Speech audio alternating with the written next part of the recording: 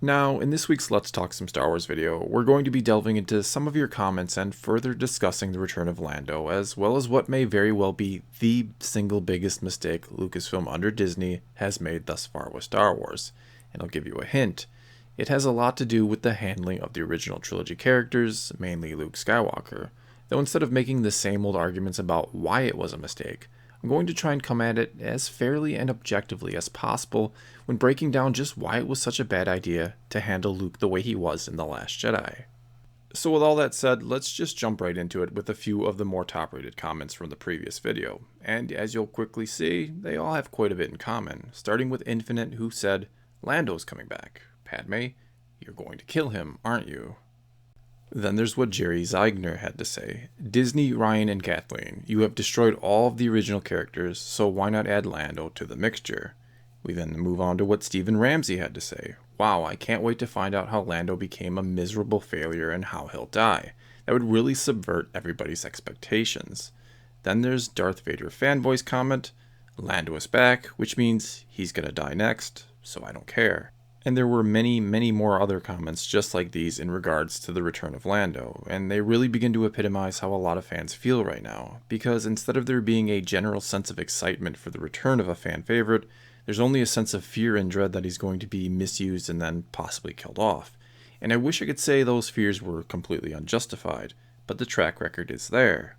After all, Han was turned into a man who ran away from his responsibilities as a father and husband in order to go back to smuggling, which completely undid his entire arc in the original trilogy when he went from a smuggler to a man who fell in love and would go on to have a family.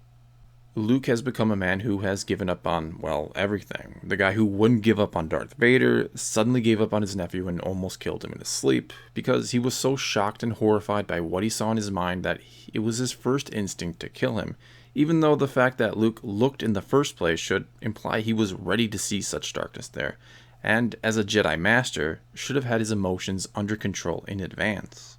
But hey, what he saw there was just that terrible, but by no means give us any clue as to just what that might have been, because had they just given us a few seconds of what Luke saw in Kylo's mind, like, I don't know, that he was going to one day kill his father Han Solo, maybe we would have been more accepting of the sudden, irrational behavior of Luke in that moment. And I know some of you are going to run to the comments now and call me, and others who weren't happy with Luke in The Last Jedi, a whiny fanboy who didn't get what we wanted and now we gotta try and spoil it for everyone who did like the movie. But I'm personally not trying to ruin the movie for anyone. If you liked The Last Jedi and how Luke was portrayed in that movie, that's fine. I can state my opinion on something and you neither have to like it or agree with it. That's the beauty of an opinion. I can also say that I understand why some people really enjoyed The Last Jedi and Luke in that movie. It was a far different story than anything we were expecting, and you got something totally different and unexpected out of Star Wars, and that's great. For you. But let's set our opinions and emotions aside for a moment and really try to look at this objectively. Why was it a bad decision to do this to the character of Luke Skywalker? And, well, it's because, beyond just making money, one of the main goals of each and every one of these movies is to keep existing fans happy and to generate new ones. And I know some of you are chuckling right now because keeping fans happy doesn't seem to be the main agenda at Lucasfilm these days. But in all reality, it should be their top priority, because keeping a fan or customer happy doesn't just mean they'll show up to each and every one of your movies, and often multiple times. It also means they'll spend a lot of money on your merchandise over the years. And though lately it seems like the term fanboy has become a completely derogatory one, let's also keep in mind a synonym of fanboy is loyal customer. And when you consider some of these whiny fanboys are actually customers who, over 40 years ago, saw Star Wars for the first time and fell in love with it and have spent thousands upon thousands of dollars on it over the years, and now many of them have families and a good job, which translates into them having disposable income and a flock of young minds that can be indoctrinated into Star Wars for you, Disney and Lucasfilm. You really have to wonder why you wouldn't try and cater and even maybe pander to these fans to a large degree. And I'm certainly not saying you should always do that you should never try anything different and new with Star Wars, but don't do it with the saga films, with characters some people have been fans of for over 40 years and have been waiting to see again on the big screen for over 35 years. It's a simple risk versus reward here. In other words, did they really think trying something completely unexpected with Luke Skywalker was going to generate more fans or customers than it would cost them? Basically, what I'm saying here is that when the dust settled after The Last Jedi, did they think they would have more Star Wars fans or less? Because if they actually thought they'd have less, that this movie would cost them more fans than it could possibly generate or keep, why in the hell did they make it? Why would you ever do anything that you think would shrink your customer base? And not only that, but enrage a good portion of it to the point where they begin to actively boycott your product. Because it's one thing if people just didn't like The Last Jedi very much or thought it could have been better, but in general are still fans and will keep seeing your movies after one slight disappointment. It's another when they hated the movie so much that they want to actively do something about it or against it. You turned fans that, in some cases, spent hundreds if not thousands of dollars on Star Wars each and every year, or every time a new movie came out, and alienated them so much that they now refuse to spend a dime on your products and are trying to turn others against it as well. And to be fair, of course there was no movie they could have made that absolutely everyone would have been happy with and loved. There were always going to be some who didn't like it no matter what, but it didn't have to be like this. There were options that would have been far less detrimental to the entire franchise, mainly just going with the story most of us more or less expected. Like Luke has gone to the island for a good reason that doesn't immediately get disclosed, and after maybe some reluctance, he'd train Rey, and then later in the movie there'd be some twist revealed in relation to Rey and or Luke, and pretty much everyone leaves the theater happy and having enjoyed the movie. And no, contrary to popular belief, for most fans, Luke didn't need to be super overpowered. He didn't need to be blowing up Star Destroyers with the blink of an eye. He just needed to be Luke Skywalker. And many fans feel he wasn't. Even Mark Hamill didn't think he was, considering he called him Jake Skywalker and not my Luke Skywalker. And again here, I do want to reiterate that I'm all for taking some chances and shaking up the norm from time to time with Star Wars. They just picked an odd and horrible time to do it. Doing this to Luke would be like benching Tom Brady before the Super Bowl. He's a big part of the reason you got there in the first place. He's the guy many are coming to see, and if he's just allowed to do his thing, you're probably going to win. Let's also not forget that Lucasfilm's approach with the sequel trilogy was completely up to them. It didn't have to be more about the new characters than the old. That was their choice. And yes, for the sake of the franchise, you do have to bring in some fresh faces and create new heroes for us all to fall in love with. But they didn't have to come at the expense of the old. Instead, it could have come at the endorsement of the old. And they more or less got this right between Rey and Han in The Force Awakens. Han seemed to like Rey, so we're going to be more prone to like Rey. Then in The Last Jedi, had Luke taken to Rey and again trained her, it would have been the same as him giving his stamp of approval and passing on the torch. Instead, Rey just took the torch from him and left him behind to be a bitter and angry old man. And look, even if you did indeed love this movie, I'm willing to bet that if it could be erased entirely from your mind and you were shown a different version of Episode 8 where Luke was more on par with what we expected him to be, you probably would have loved that too. Maybe more than The Last Jedi, maybe less, but I highly doubt anyone would have been up in arms if Luke Skywalker had just been the guy we were expecting him to be. Sure, some may have been disappointed that they didn't take any chances with his character, but I doubt they'd be boycotting against the franchise right now because of it. I doubt that movie would have cost them more fans than The Last Jedi did.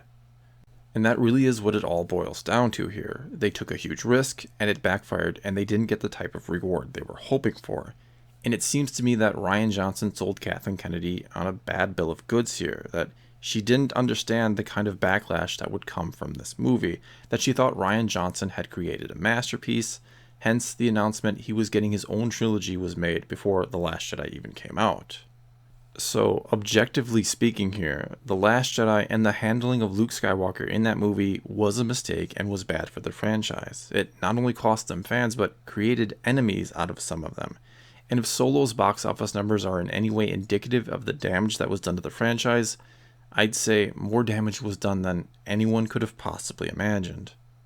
Lastly here, let me apologize for not getting to more of your comments in this video. When I sit down to make these Let's Talk Some Star Wars videos, I really have no game plan. I just start rereading all the comments from the previous week's videos or the discussion starter video and see what comes about, and usually I kind of come up with a theme as I go.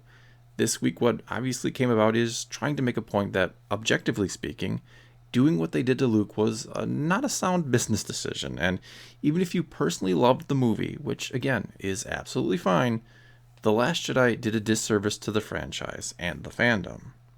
Now, oftentimes when I make videos like these, people tend to ask me, why am I being so negative towards Star Wars? The discussion starter video that came before this video generated a few such comments, like this one from Greg Z, which was actually a response to another similar such comment. And though slightly out of context, you can still no doubt get the gist of what he's trying to say. And let me just take a moment to try and respond. First, I need to say that not acknowledging the existence of something doesn't mean it no longer exists or will just go away and ultimately everything will be okay. If you find out you have cancer, for example, and choose to ignore it and do nothing about it, the cancer will still grow, spread, and ultimately kill you. And though I don't really want to equate the negativity in Star Wars to cancer, the analogy works. Lucasfilm right now seems to be ignoring or dismissing those unhappy with the direction of Star Wars, and though that's their prerogative to do so, it's going to, and already is, having a negative impact and may lead to a slow death of the franchise. Yes, that may sound a bit extreme, and I do think Star Wars is a long, long way from being dead, but I think those who are generally happy with Star Wars under Disney and were fans of The Last Jedi are greatly underestimating the number of people who are on the opposite side of the fence. Though to be fair, I also think those disgruntled with Star Wars are underestimating just how many people are either happy with it or neutral because they're not that invested in the franchise as a whole.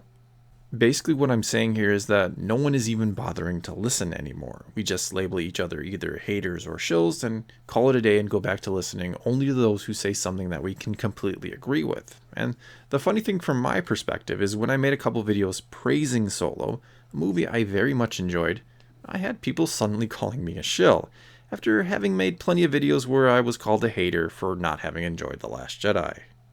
When in reality, I'm just a Star Wars fan like all of you, but thanks to all of you out there who watch my videos, I get to express my opinions to an audience, and I am ever so grateful for this privilege you all afford me, because I love talking Star Wars, the good and the bad, and in no way, shape, or form does doing this make my opinion greater or more valid than your own.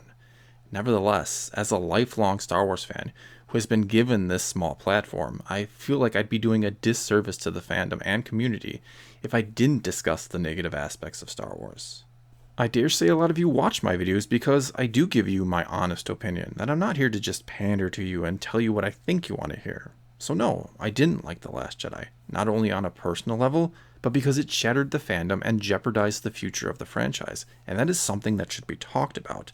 Objectively speaking, it was a poor decision on Lucasfilm's part that may have made them a good amount of money on the short term, but will likely lose them a lot of money on the long term because of all the fans who have turned their backs and walked away.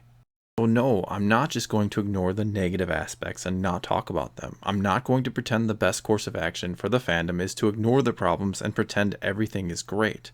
I'm foolish enough to think that in some small way, I may be able to help this fandom. And sure, I'd love to just be able to make fun or informative and speculative videos, and I'll never stop making those. But at the same time, I care too much about the franchise and my fellow fans to just ignore the problems. And one of the reasons I do make these Let's Talk Some Star Wars videos is to share this platform I have with others and let their voices be heard as well, though, yeah, I mostly did hijack this particular episode. Nevertheless, I'm always keen on letting other voices be heard, even those who don't agree with me. I want this channel to be as interactive as possible, to be our channel, and to represent the fandom as a whole, even if that's not even possible considering the division in it right now. Well, that's all I've got for this time. Now it's your turn to tell me what you think about anything or everything I discussed in this video. So leave a comment below, and let's talk some Star Wars. And until next time, thanks for watching.